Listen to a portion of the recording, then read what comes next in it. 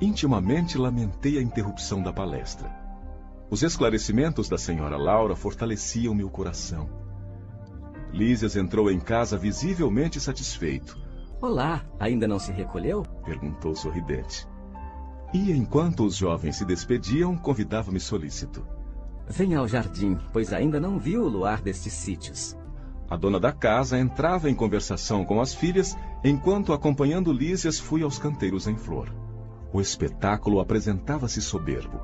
Habituado à reclusão hospitalar entre grandes árvores, ainda não conhecia o quadro maravilhoso que a noite clara apresentava ali, nos vastos quarteirões do Ministério do Auxílio. Glicínias de prodigiosa beleza enfeitavam a paisagem. Lírios de neve, matizados de ligeiro azul ao fundo do cálice, pareciam taças de caricioso aroma. Respirei a longos haustos, sentindo que ondas de energia nova me penetravam o ser. Ao longe, as torres da governadoria mostravam belos efeitos de luz. Deslumbrado, não conseguia emitir impressões.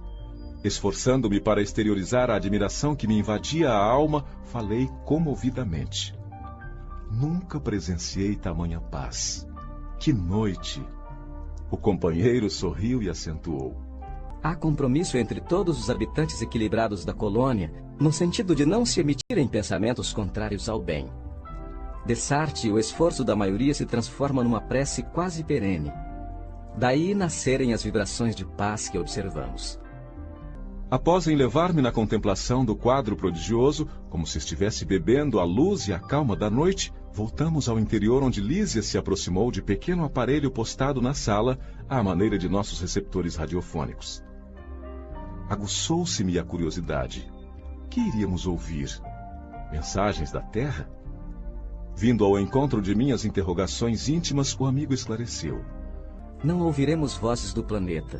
Nossas transmissões baseiam-se em forças vibratórias mais sutis que as da esfera da crosta. Mas não há recurso, indaguei, para recolher as emissões terrestres? Sem dúvida que temos elementos para fazê-lo em todos os ministérios. Entretanto, no ambiente doméstico, o problema de nossa atualidade é essencial. A programação do serviço necessário às notas da espiritualidade superior e os ensinamentos elevados vivem agora para nós outros muito acima de qualquer cogitação terrestre. A observação era justa, mas, habituado ao apego doméstico, inquiri de pronto. Será tanto assim? E os parentes que ficaram à distância? Nossos pais, nossos filhos? Já esperava essa pergunta. Nos círculos terrestres, somos levados muitas vezes a viciar as situações. A hipertrofia do sentimento é mal comum de quase todos nós. Somos por lá velhos prisioneiros da condição exclusivista.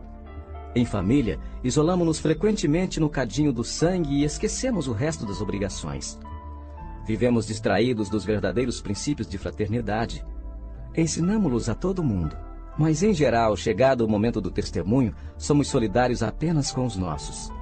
Aqui, porém, meu amigo, a medalha da vida apresenta a outra face. É preciso curar nossas velhas enfermidades e sanar injustiças. No início da colônia, todas as moradias, ao que sabemos, ligavam-se com os núcleos de evolução terrestre. Ninguém suportava a ausência de notícias da parentela comum. Do Ministério da Regeneração ao da Elevação, vivia-se em constante guerra nervosa. Boatos assustadores perturbavam as atividades em geral. Mas, precisamente há 2 séculos, um dos generosos ministros da União Divina compelia a governadoria a melhorar a situação. O ex-governador era talvez demasiadamente tolerante. A bondade desviada provoca indisciplinas e quedas. E de quando em quando as notícias dos afeiçoados terrestres punham muitas famílias em polvorosa. Os desastres coletivos no mundo, quando interessassem algumas entidades em nosso lar, eram aqui verdadeiras calamidades públicas. Segundo nosso arquivo, a cidade era mais um departamento do umbral que propriamente zona de refazimento e instrução. Amparado pela União Divina, o governador proibiu o intercâmbio generalizado. Houve luta, mas o ministro generoso que incrementou a medida valeu-se do ensinamento de Jesus que manda os mortos enterrarem seus mortos e a inovação se tornou vitoriosa em pouco tempo. Entretanto, objetei. Seria interessante colher notícias dos nossos amados em trânsito na Terra. Não daria isso mais tranquilidade à alma? Lísias, que permanecia junto ao receptor, sem ligá-lo, como interessado em me fornecer explicações mais amplas, acrescentou: Observe a si mesmo, a fim de ver se valeria a pena. Está preparado, por exemplo, para manter a precisa serenidade, esperando com fé e agindo com os preceitos divinos, em sabendo que um filho de seu coração está caluniado ou caluniando? Se alguém o informasse agora de que um dos seus irmãos consanguíneos foi hoje encarcerado como criminoso, teria bastante força para conservar-se tranquilo? Sorri desapontado.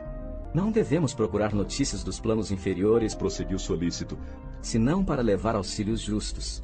Convenhamos, porém, que a criatura alguma auxiliará com justiça, experimentando desequilíbrios do sentimento e do raciocínio.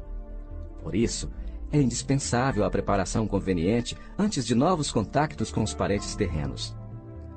Se eles oferecessem campo adequado ao amor espiritual, o intercâmbio seria desejável. Mas esmagadora porcentagem de encarnados não alcançou ainda nem mesmo o domínio próprio e vive às tontas nos altos e baixos das flutuações de ordem material. Precisamos, embora as dificuldades sentimentais, evitar a queda nos círculos vibratórios inferiores. Contudo, evidenciando minha teimosia caprichosa, indaguei: Mas, Lísias, você que tem um amigo encarnado, qual seu pai, não gostaria de comunicar-se com ele?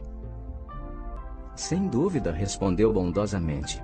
Quando merecemos essa alegria, visitamo-lo em sua nova forma, verificando-se o mesmo quando se trata de qualquer expressão de intercâmbio entre ele e nós. Não devemos esquecer, entretanto, que somos criaturas falíveis. Necessitamos, pois, recorrer aos órgãos competentes que determinem a oportunidade ou o merecimento exigidos. Para esse fim, temos o Ministério da Comunicação. Acresce notar que da esfera superior é possível descer à inferior com mais facilidade. Existem, contudo, certas leis que mandam compreender devidamente os que se encontram nas zonas mais baixas. É tão importante saber falar como saber ouvir.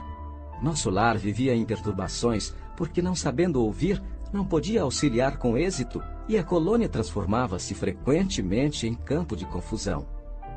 Calei-me vencido pelo argumento ponderoso. E enquanto me conservava em silêncio, o enfermeiro amigo abriu o controle de recepção sob meus olhos curiosos.